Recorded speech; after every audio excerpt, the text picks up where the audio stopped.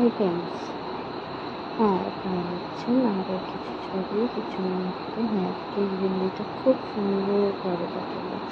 আজকে থেকে কিছুটা চিকেন নিয়ে এসেছিলাম, আর চিকেনটা প্যান ছিল উইদাউট অয়েলে করবো। হ্যাঁ, তাই করলাম। স্বাদ মতো কিছু নুন দিয়ে বাটার একটু দিলাম।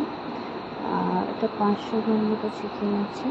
তাতে কিছু জিরে গুঁড়ো, লঙ্কা গুঁড়ো, হলুদ গুঁড়ো, বেসিক মশলাগুলো, আদা রসুন বাটা সব এরকম ম্যারিনেট করে কিছুক্ষণ রেখে দিলাম।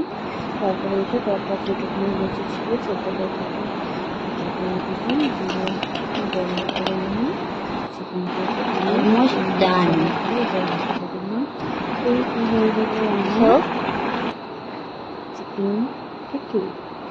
আর রুটি এনেছিলাম। টাটা, আর বেস্ট, জয় শ্রী